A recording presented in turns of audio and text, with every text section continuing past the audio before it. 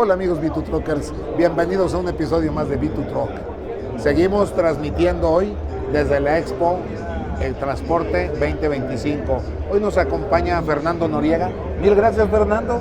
Sergio, gracias por invitarme. Ya son muchos años de conocernos, más de 32 años, si mal no lo registro, o por ahí de los años 90. Exactamente, a mí me tocó conocer un Fernando Noriega Con pelo. más que con pelo, pues éramos jóvenes, guapos y bellos. Soy mayor que tú, pero yo uso shampoo de jitomate para que no se me caiga todavía. Es el tío Nacho, para que te paguen la versión. Hola amigos B2Truckers, estamos de manera remota grabando estos episodios desde la Expo Guadalajara en el marco de la Expo Transporte 2025, buscando informarte de lo que vimos y platicamos con proveedores y clientes en el evento.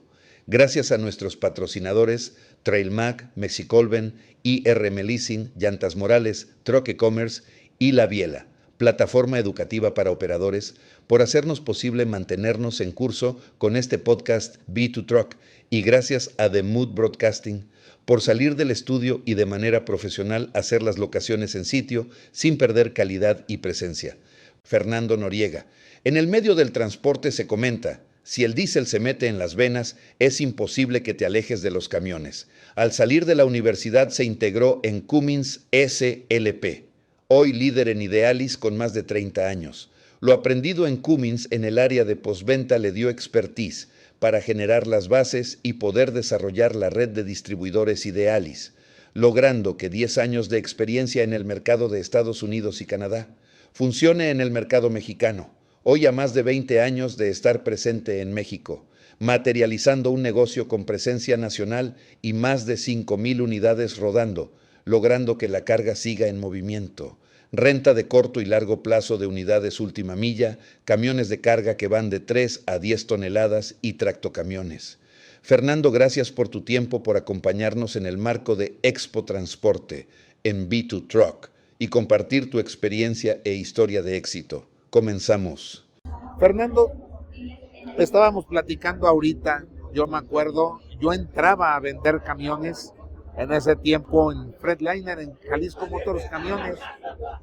Fue la época donde Cummins, no sé, hubo una transformación porque aquí quedaron los Ponce con Megamac. No, bueno, Cummins Occidente. me voy a ir un poquito más para atrás. Yo, por accidente de la vida, empecé a trabajar en el mundo diésel en Cummins. Ajá. Fui a pedir información para hacer mi tesis, mi trabajo profesional. Potosino, ¿verdad? Soy de San Luis Potosí, avecindado en Monterrey. Fui a pedir información para hacer mi tesis, que curiosamente la tesis es ahorro de energía.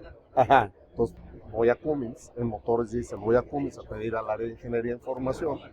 Voy subiendo una escalera que estaba en el área de ingeniería y venía bajando Mr. Norman Brown, que en ese entonces era el director de planta, en paz descanse. Me ve, pues yo voy güero, voy caminando, subo, me habla en inglés, le contesto y me dice: ¿no te quieres quedar a trabajar aquí?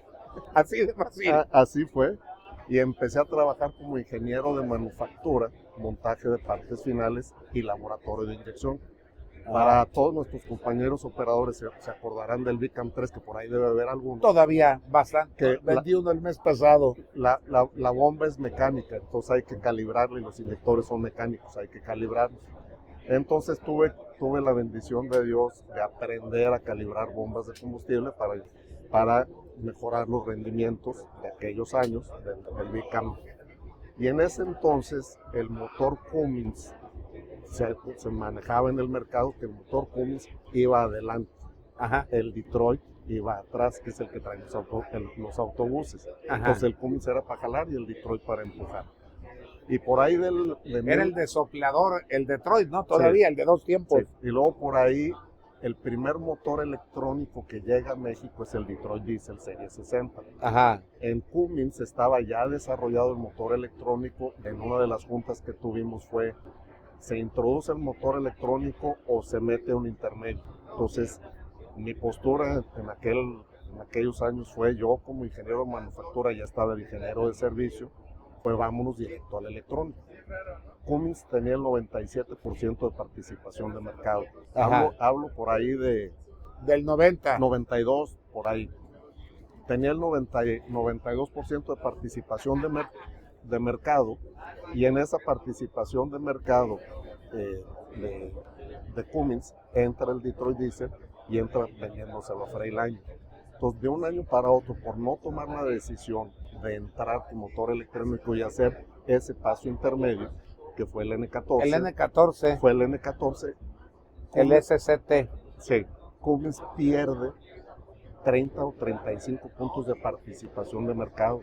Entonces tuvimos que cambiar rápidamente al motor Select, que le pusimos Select Plus, y le pusimos 4 en 1, que era el motor 4 en 1. Entonces mis orígenes vienen del diésel, y cuando estaba ahí trabajando en Cummins decían, ya que te entró el diésel en la sangre, no se te sale. En ese tiempo, aquí cambia Cummins de Occidente.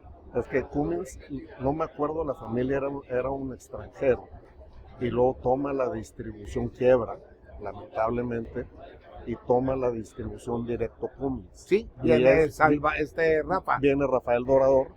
En ese entonces Rafael Dorador era el director de refacciones. Ajá. Y yo estaba como director de servicio. No hay servicio sin refacciones. Exactamente. Y no hay servicio si los técnicos están bien preparados para reparar los camiones. Y ustedes promueven a los ingenieros de campo, porque no había mucho en esa... Bueno, ahí en ese entonces, cuando entra, estaban los distribuidores regionales, Cummins eran 5, y se crea cómo desarrollar la red de servicio a través de los distribuidores de las diferentes marcas. Entonces, en ese entonces empezamos a ver que hay gente muy capacitada dentro de la planta que ya no tenía crecimiento, y uno de esos casos es Antonio Mejía, si te acordarás de él.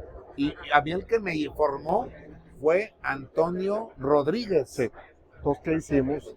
Agarramos y empezamos a ver qué gente de línea de producción es capaz de poder atender un camión fuera de la planta, que conozca todos los fierros, que conozca cómo funcionan los motores diagnostique correctamente las unidades. Entonces sacamos una camada, eran Jesús López, Toño Mejía, Manuel López, Jesús García, y no me acuerdo de los demás. Los tomamos y los colocamos con los diferentes distribuidores regionales Cummins para que empiecen a trabajar como ingenieros de campo y desarrollar y diagnosticar a las diferentes redes de camiones.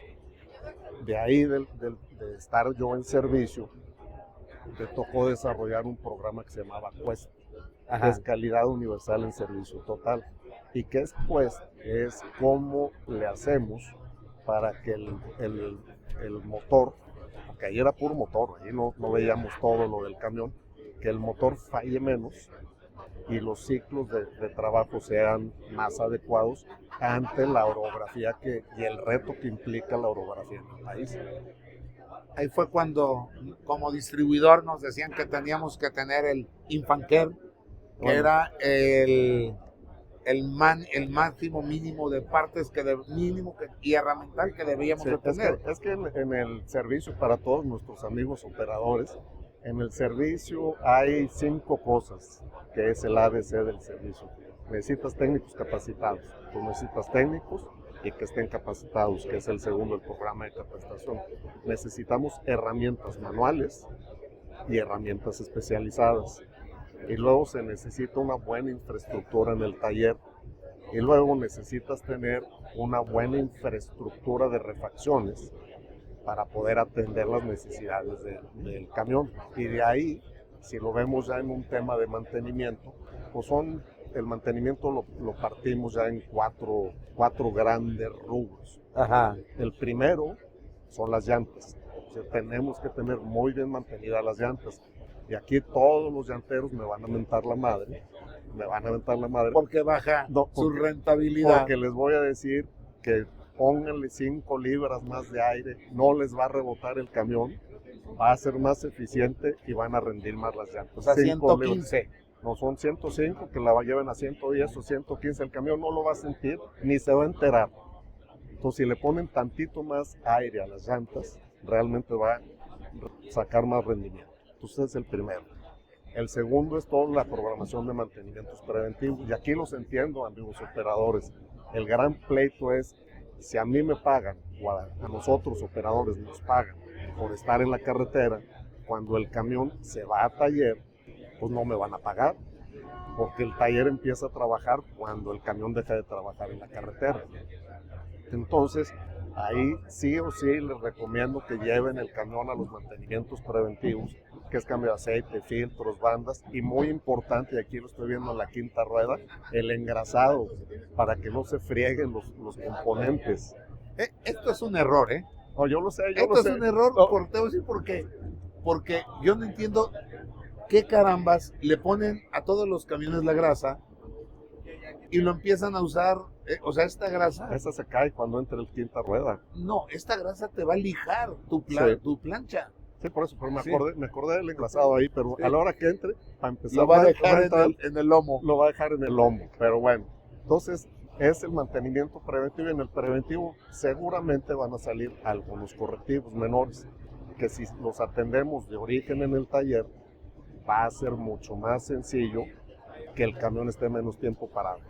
Y luego, para poder hacer esos correctivos menores, se necesita la refacción.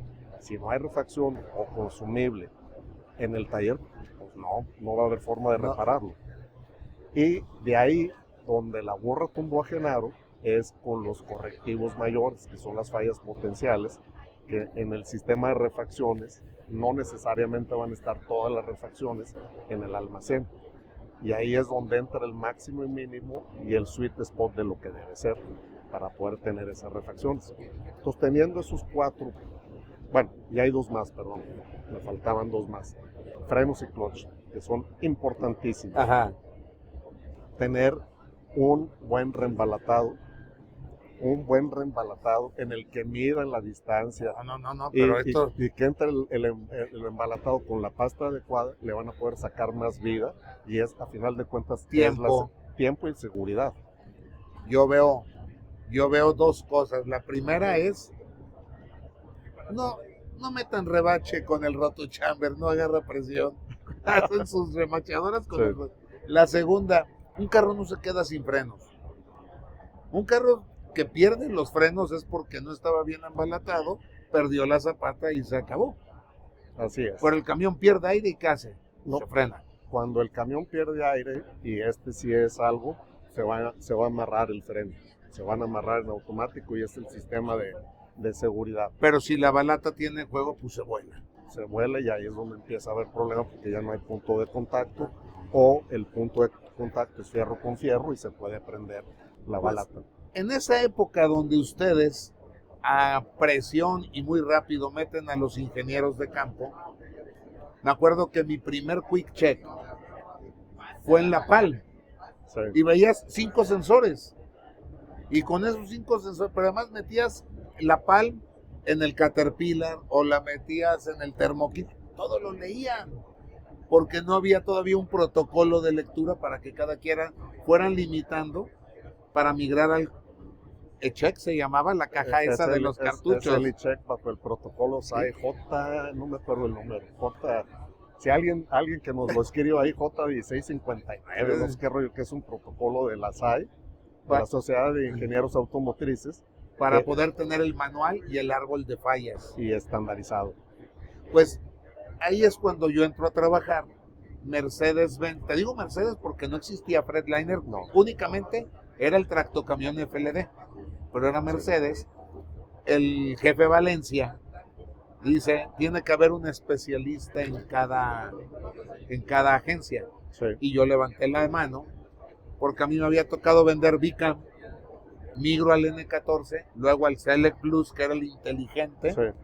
que Roberto de Lira, le mando un saludote a ese viejote, decía que no era tan inteligente porque cuando ibas por Ojuelos, entre que pasabas un tope y frenabas, se hacía bolas y ya no sabía ni dónde arrancaba. Pero eso era el tema de que se sincronizan las transmisiones. Entonces, esa parte es cuando yo entro, yo conozco, y a mí me lleva Cummins de la mano. Por eso es que yo conocía toda la estructura de ustedes, bueno, desde Rafa, a ti, a Paco, Steve, tipazazo. Ahorita que dices Steve Nebel y que estamos en el ámbito de la ANPAC, ahorita estoy de presidente de la MAVE, Asociación Mexicana de Arrendadores de Vehículos, que son autos y camiones. Ajá.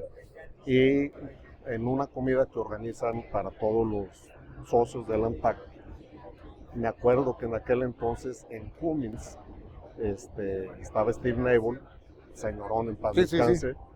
Estaba don Gustavo Vildósola, que fue el antecesor, el dueño de Roxa. Era el dueño de Kenworth, ¿Sí? y de la fábrica Kenworth en Mexicali, y por alguna razón deciden juntarse 4 personajes, que los 4, no sé si Andreas Sparrow, que era el CEO de Mercedes-Benz en ese entonces, don Gustavo Vildósola, la familia Gómez Flores, de Vina, y Steve Nebel, y son los creadores de la ANPAC, de la asociación, que es la que ahorita la tenemos acá después de más de 30 años, y vemos esta feria espectacular. Y aquí hago mucho comentario de empresa que no honra a sus fundadores, está condenada al fracaso, frase de don Pablo Díez, que fue el fundador del Grupo Modelo. Bien, pues a mí me toca esto, ahí te conozco, pero serían el 94, 95 y te sales de Cummins. No. O sea, eso era un verdadero tragedia. Que me salgo de Cummins. O sea, de la noche a la mañana. Bueno, yo en ese entonces, la peor crisis que he vivido en mi vida, yo estaba en ese entonces en 94, como director de venta de motores a fabricante de equipo original de Cummins. ¿Quién es el fabricante de equipo original? Era Andina, Mercedes, Freightliner, que ya estaba Volvo, estaba Kenworth, Trailers de Monterrey. Sí, todavía Ramírez, la usábamos para armar los Volvos y, antes de irnos a Toluca. Eran los Volvos antes de irse a Toluca, y ahí mismo en Ramírez se ensamblaron los primeros Internationals. Cuando ¿cómo se llama? Cañedo, José Manuel Caña, se separa de Dina, y en la sala de su casa, él y el que estaba en la arrendadora, forman y empiezan con Internacional. Así es, pero bueno, ese es tema de otra historia. Entonces, en la crisis del 94, en 1994, que fue el error de diciembre, que para todos los jóvenes que están ahorita, se devaluó el peso de 3 pesos a 6. Horrible fue. Horrible. Y en todo 1995, y te voy a hacer una pregunta de examen. Estamos en el 95. No, en 1995, perdón. ¿Cuántos camiones se produjeron en México en 1995? ¿Y cuántos camiones se vendieron del distribuidor al mercado? En el 95 yo estaba en Volvo. Te voy a dar el dato. Y perdimos, no me acuerdo si fue el 60% de merca. Se fabricaron 200 camiones en todas las marcas y se vendieron 950 camiones en el país. Esos jóvenes y adultos, que no se nos olvide, esos sí son crisis. La industria del transporte totalmente parada, las plantas paradas, no se armaba nada, y de ahí empieza a evolucionar, empieza a crecer el mercado, y ahorita es lo que estamos viviendo hoy. Después, ahorita no sientes que está igual que el 95. No, ahorita este año se van a vender 30,000 o 30 y tantos mil camiones contra 1,000. No igual que el 95. No, pero entraron 22,000 usados que nos hicieron un... Eso, vámonos por partes, sí. Vamos por partes. Luego, cuando yo salgo de Cummins, me invitan, tengo la fortuna de conocer a todos los distribuidores de todas las marcas de camiones, y me invitan con un proyecto en 96 para arrancar lo que es Idealis en México. Ahí era donde iba. Ahí es donde... de cuando te sales de Cummins, te vuelvo a ver, pero ya en un negocio completamente distinto, pero muy igual. Muy similar. Me invitan a arrancar. No había industria de renta en México. No había renta. Ustedes deben ver las placas azules. Sí. En las primeras placas azules se lograron gracias a TIP, no el TIP de ahorita, TIP anterior, a Extralis, J-Capital, Idealis, y por ahí me falta otra. Que no había cómo rentar camiones, llegaron varias empresas americanas a hacer cabotaje, simulando que son arrendadoras, y empezamos a trabajar para regular esta industria. Y salen las primeras placas, salieron azules para remolques y semirremolques. Y se queda fuera las unidades motrices. Acuérdense de esa época que el mayor cabotaje se hizo con EASO. No, pero no era EASO. No era EASO, está bien trabajado. Ajá. Fueron 3 empresas grandes. La otra era de los Valencia. No. Empresas americanas que vinieron a operar en México. Una era J.B. Hunt, la otra era Schneider y la otra era Rodway. Entonces entraron como arrendadores, pero realmente estaban operando como transportistas. Ahí la Canacar se molesta fuertemente porque están operando y se empieza a regular parte del transporte. Y luego las primeras placas motrices de renta de camiones salen en 1999 para 2 rabones de Idealis en Laguna. Entonces nos costó arrancar el negocio de arrendamiento de la industria. 6 años. No. Del 96 fueron 3 años. Para las placas. Para las placas. ¿Y cómo empezamos nosotros? Empezamos, que es donde está muy igual, a través de ofrecer contratos de mantenimiento garantizados para poder mantener las unidades operando. En ese tiempo yo estaba en Volvo y el primer pum que nos dimos y me ganaste la venta fue con Secotran. Con Secotran, ese es otro estadio con nuestro buen amigo Alfredo Cárdenas. Sí, con Secotran, yo estaba en Volvo sí. Y a final de cuentas hay cosas que son, y lo voy a decir porque en ese tiempo todos estábamos ahí. También cambió el mercado esa empresa aquí. Le dio fue demasiado competitivo, demasiado agresivo, pero eso hizo que empezaran mucho más empresas. Rodelli se puso en las cajas y empezaron a aparecer muchos transportistas que antes no existían.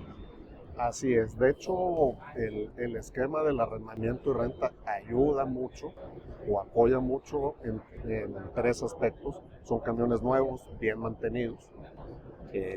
Si el camión está bien armado y no tiene problemas de origen, de fábrica, no va a presentar fallas. Si presenta algo de garantía, hay una curva que le llamamos basinica, que es como si fuera, curva de tina de agua. Ajá. Empiezan los problemas de garantía, se corrigen, se nivelan, y luego ya queda abajo, y luego por el desgaste natural de los fierros empieza el gasto fuerte a incrementarse. El segundo tema del arrendamiento y renta diaria de camiones es, en renta diaria vendemos los camiones al mercado secundario en el año 3 o en el año 4. Entonces realmente son camiones con muy bajo kilometraje, muy bien mantenidos, porque lo que menos nos conviene a nosotros como arrendadores es que el camión falle, y con eso podemos acelerar la renovación del parque vehicular en México. Ahí tienes una diferencia de un camión usado a un seminuevo. Garantizado. Garantizado seminuevo, garantizado bien mantenido, que todavía va a tener vida de 3, 4, 5 años sin que te dé problema, y podemos generar la renovación de vehículos. Hace un momento tocabas el tema de los usados, que entraron, no sé, 20, 22 mil, lo que sea. El año pasado fue una locura de mercado, se vendieron entre 49 y 52 mil vehículos a diésel, más 22 mil usados de más de 10 años. Ajá. Que entraron al país. Estamos hablando de 70 mil. ¿Qué está pasando ahorita? Que el mercado, pues si hay una contracción porque se inyectaron muchos camiones al mercado. Y lo más patético, que lo pudiera decir así, es que la antigüedad, en lugar de bajar, que creció. Ya estábamos en 15 años, ahora ya estamos en 20 años. Y un camión de 20 años, por muy bien mantenido que esté, va a pasar mínimo 6 o 7 días parado por falla mecánica, mínimo, si es que existen esas refacciones. Entonces, porque son otras calibraciones, otras refacciones, ya no hay el mercado de refacción, es el mercado Jeep por refacciones no originales, consigue la tráela, o tienes que estar canibalizando camiones o lo que está accidentados. pasando ahí arriba. Subes y hay un local, claro, es para medianos y de última milla, pero compras tu motor por 70,000 pesos, bajas el roto, lo subes, pero ese motor no sabes si va a funcionar o no, esa Así prueba. es. Pero el mercado está lleno y la gente le apuesta a eso. Así es. Entonces, es parte de lo que estamos viviendo. Y por otro lado, en el mercado de arrendamiento, lo que me platican mucho ahorita es que hay escasez de operadores. Yo quiero matizar el tema. No es que exista escasez de operadores, es que ha sido tan fuerte la dinámica económica del país que hay más camiones circulando. Hace 10 años había, según datos del INEGI, alrededor de 800,000 unidades motrices. Ahorita hay más de 1,200,000 y los camiones los manejan operadores. Entonces, una fuente de empleo que se genera, que se está generando, y el gran reto que tenemos como industria es cómo convencemos, o cómo le hacemos atractivo a las nuevas generaciones a que se suban al camión a manejar. Que ahorita que estamos aquí, me subo al camión y pues está más chingona la caja, la cabina del camión que la de cualquier carro de lujo, ¿eh? Sí. El que quieras, Sí, el que quieras. Sí. Ahorita es una espectacular. locura. Te subes, espectacular, ¿cómo dices? En los tableros es Sí. como si estuvieras en un carro de alta gama. No, hombre, está más bonito los tableros de acá. Te sientas, el asiento, sube, baja, lo acomodas, lo pones, lo cercas. Y realmente es muy confortable manejar, aunado en que todo mundo que no está arriba de los camiones o que no estamos operando, le tenemos pavor a los camiones porque no sabemos qué hay en los camiones. Pues yo les digo, súbanse a un camión aquellos que no lo han manejado y vean cómo es más seguro manejar un camión. Tienes muchísimo más sensores mayores. Mucho más seguro que manejar un auto. Y los accidentes, amigos operadores de los camiones, y ustedes lo saben bien, lamentablemente es por mantenimiento en camiones viejos, en el caso de fulles, que no deberían de estar fuleando por la condición del vehículo, y ahí es cuando viene el accidente. Sin embargo, en estadística de las compañías de seguro, el full es el que menos pinta. El que menos pinta, menos del 0.5% de accidentes son en full.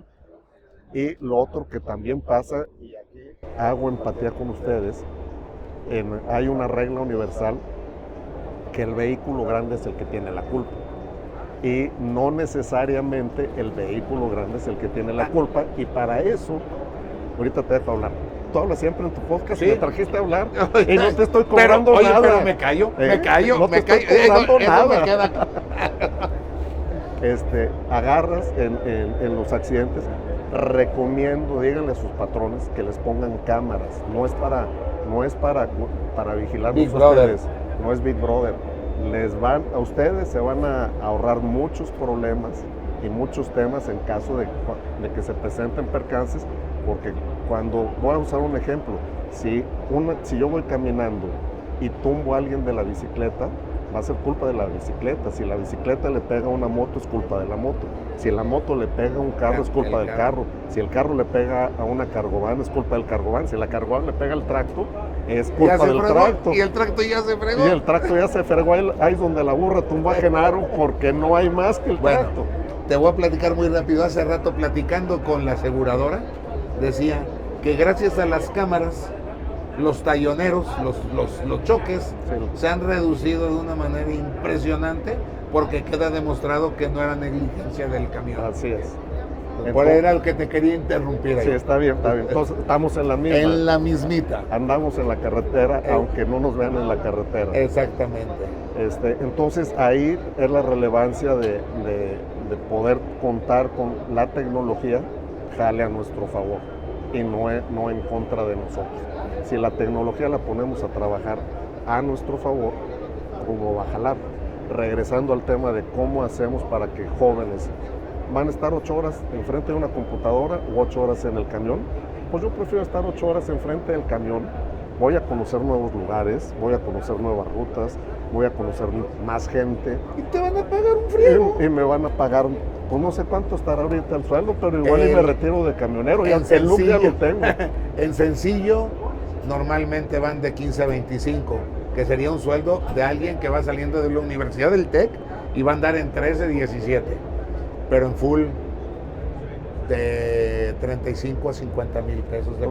Ya, el look ya lo tengo. Ya. Entonces me puedo ir el problema es que ya a nuestra operador. edad nos miden todo. Que si tenemos astigmatismo, que si azúcar, que si... No importa, pero sí los invito a que consideren manejar. Es realmente muy divertido. Conoces diferentes industrias, diferentes segmentos. Y cada vez más, al menos desde mi ámbito, lo que sí veo es que las empresas están buscando humanizar, no sé si es la palabra correcta, humanizar más el trabajo del operador, dignificarlo, y no es dignificarlo. Todo lo que tenemos, este vaso, la mesa, la ropa, el alimento, todo lo lleva un operador, y no me va a tocar verlo, los vehículos sin operador autónomos en la carretera, no me va a tocar verlos a mí. No sé si a alguien más. En grandes rutas, por otros temas que entran allá en lo que es. Que si ya llegas a un puerto y vas en fila para cargar, pues ahí lo puedes poner autónomo y ahí no va a pasar nada. Pero ya en la ciudad no. Ni en la ciudad ni en la carretera. Hoy conociste a una de mis hijas, René. Cuando ella nace, yo salgo de Volvo. Me voy a trabajar 6 meses, era mi contrato con don Germán de Zulueta. Y ese año, Arturo, no sé cómo hace, pero tú haces una cita para que vayamos 4 días, 5 días, Tapatía, a conocer cómo operaba el distribuidor de Idealis de Houston. Pues ahí fue, bueno, Idealis somos una empresa, bueno, Subgeneris es una empresa que está en Norteamérica, está en Canadá, Estados Unidos y México. Mantenemos más de 45,000 vehículos en carretera operando. De esos 45,000 tenemos en México más de 5,000 circulando hoy en día. Y parte es, el ser humano somos bien tercos, o sea, si te dicen algo no, entonces como Jesucristo, hasta no tocar, no ver. Y vamos a ver a Houston al señor Kairish, que es uno de los socios de Idealis. Bueno, la empresa son accionistas americanos, mexicanos y americanos, y fuimos a ver cómo opera el negocio para convencernos a los inversionistas en el país de que es un buen negocio y cómo son las mejores prácticas de operar un taller y cuál es la relación de ese taller con los operadores y cómo lo debemos jalar. Pues después de esas visitas con Arturo, que no sé si está o no está, tengo tiempo de no saber de él. Yo supe de él hace poco, sigue trabajando, pero ya no está en el medio. Pues ahí lo saludamos al buen Arturo. Gran vendedor. Espectacular. Muy agresivamente. Bueno, entonces llegando de ahí, agarramos en ese entonces y decíamos, ¿qué es lo más relevante del camión? De un camión. ¿O qué es lo más relevante de un camión para un operador? Que no falle. Que no falle y que esté operando. Entonces de ahí sacamos una palabra que lo acuñamos como máxima disponibilidad, que es el tiempo del camión operando. Más tiempo del camión operando, menos tiempo de camión taller y menos tiempo del camión con fallas en carretera.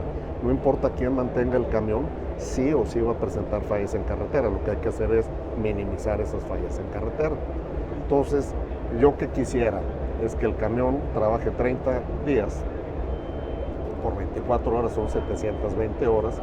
¿Cuánto tiempo lo tengo que tener ese camión parado para darle mantenimiento preventivo, correctivo menor y reducir las fallas en carretera? Y a base de estadística, de aprender de los señorones de Wayne Kairish, acuñamos el tema de máxima disponibilidad, que es 5% del tiempo de un camión va a estar en taller y 95% operando. Y 5% es para preventivos, correctivos y fallas en carreteras, que es el 5% traducido en horas, son 36 horas. Es un día y medio camión parado al mes. Ese es el dato que debemos estar. Si un camión está bien mantenido, 1 día y medio debe estar parado en el taller. Si no, pues se puede ir a 2 días, 3 días, 4 días, 5 días, y esos 3, 4, 5 días, pues es tiempo que el operador deja de ingresar dinero a su bolsillo. Porque mientras no se mueva, pues no opera. Ah, pues sí descanso, pero sí, del descanso no me van a pagar.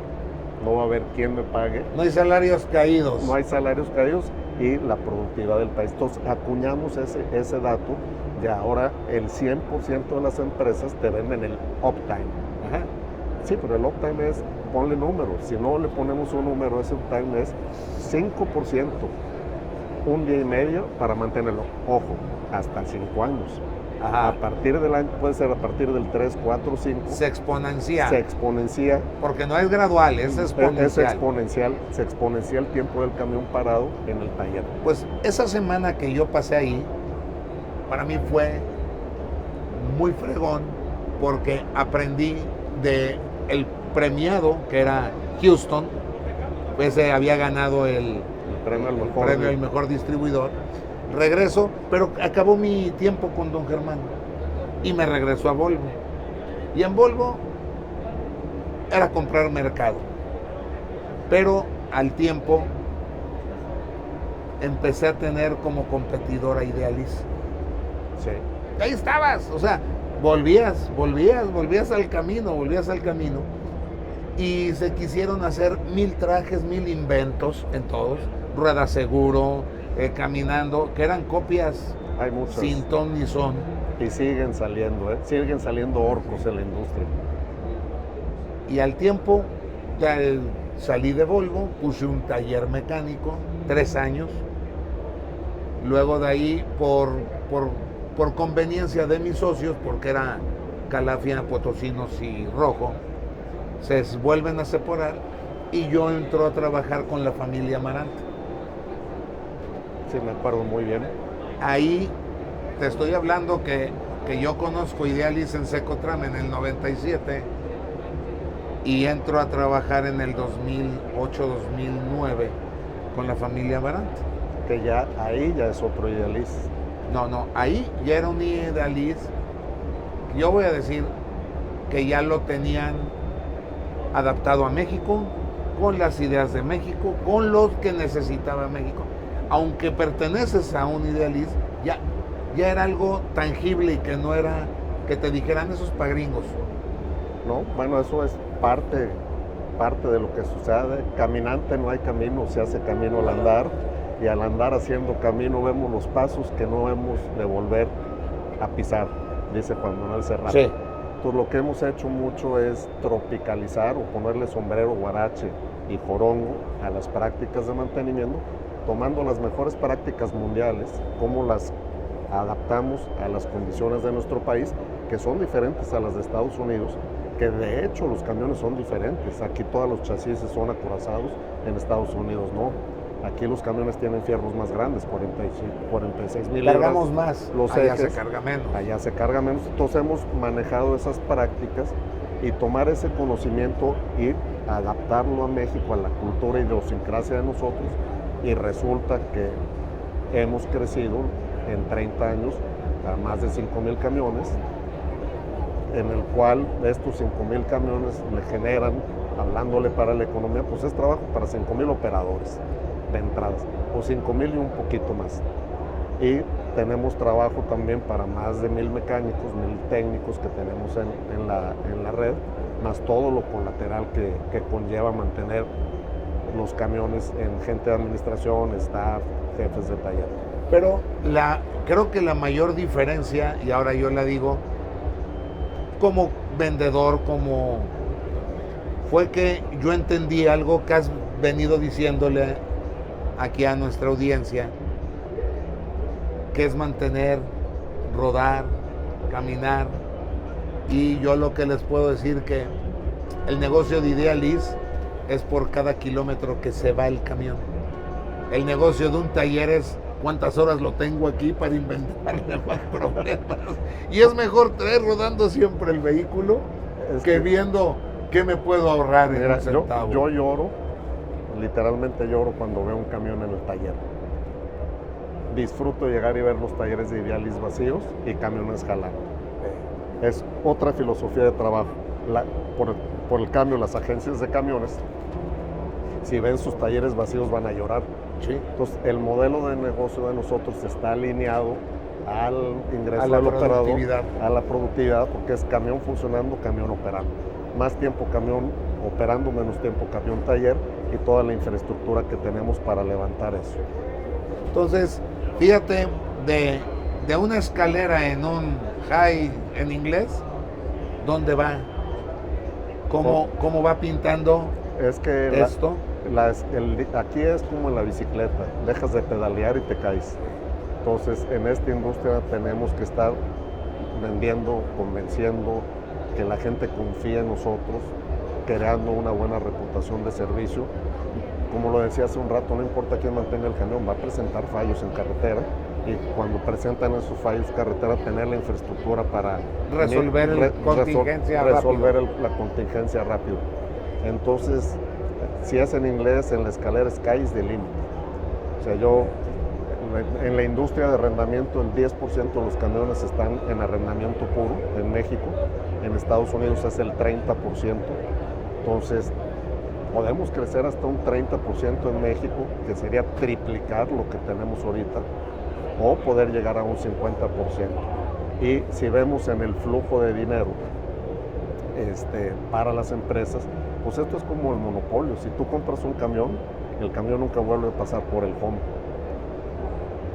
Si tú utilizas ese dinero en inventario de tu core business, de tu negocio productor, pues pasa muchas veces por el home y empiezas a agarrar dinero. Cuando compras un camión, no. Cuando lo rentas, sí vuelve a pasar ese dinero, porque tienes más capital de trabajo disponible para generar más empleos con camiones mejores, para que los operadores en México tengan una mejor flotilla para realizar su trabajo. Yo veo los cambios que han venido acotándose en el medio del transporte, hablando como me enseñaron a mí ahí en Cajasa o Idealis Guadalajara, que... Saludos a Nacho desde León. A Nachito. A sus órdenes. Sus órdenes. ¿Cómo ves el futuro inmediato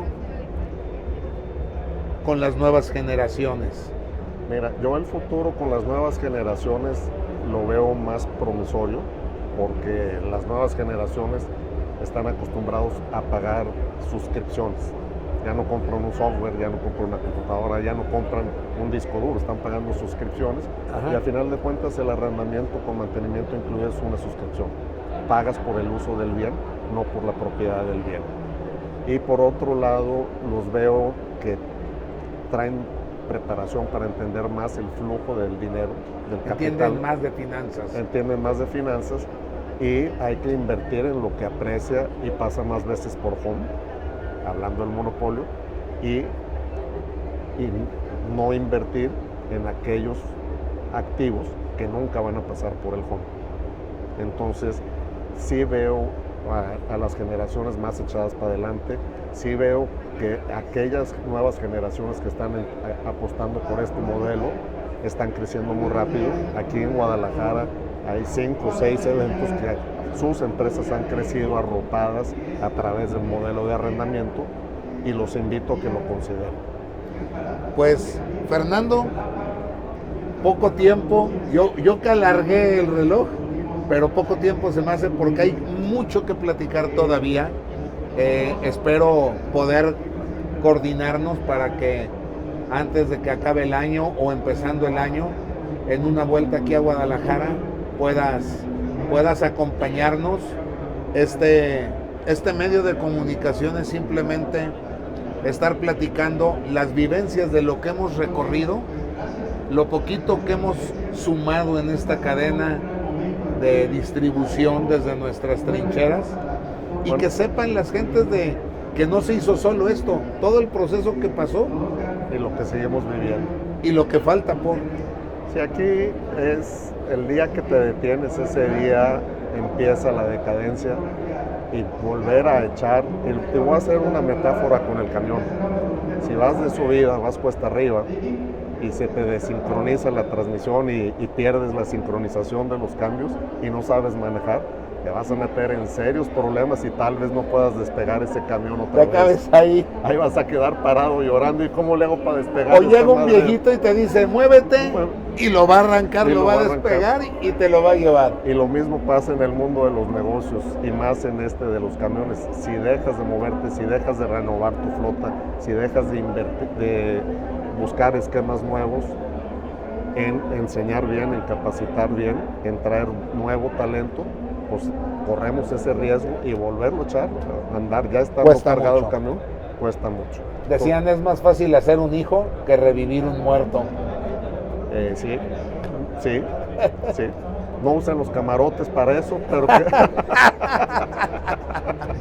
No, pues yo te agradezco mucho tu tiempo. No sabes, de veras. Bueno, sí usan los camarotes, pero pónganse condón. O cuéntenselo a quien más confianza les tengan. No sabes, este tiempo que yo tengo vendiendo camiones, para mí ha sido mi vida. Aunque mi sueño era poner un taller mecánico, que es a lo que vine aquí a Guadalajara. Haber encontrado los camiones es como tener un taller mecánico, porque todo el día estás viendo qué hacer para que no paren, no se rescaten. Así es. Y conocer gente como tú, para mí la escuela de Cummins siempre ha sido muy buena. Es una gran escuela. Sergio, te agradezco la invitación, espero regresar pronto a Guadalajara, poder estar aquí conversando con ustedes a través de Sergio y felicitarte por este podcast que sin lugar a duda enriquece el conocimiento, el día a día, y esperemos que lo pongan en los camiones para que les sea más agradable ese trayecto que llevan. Mi Fer, mil gracias y prestos para la próxima. Puestos. Gracias. Gracias a nuestros patrocinadores Trailmac, Mexicolven, IRM Leasing, Llantas Morales, Truck E-Commerce y La Biela, plataforma educativa para operadores, por hacernos posible mantenernos en curso con este podcast B2Truck, y gracias a The Mood Broadcasting por salir del estudio y de manera profesional hacer las locaciones en sitio sin perder calidad y presencia.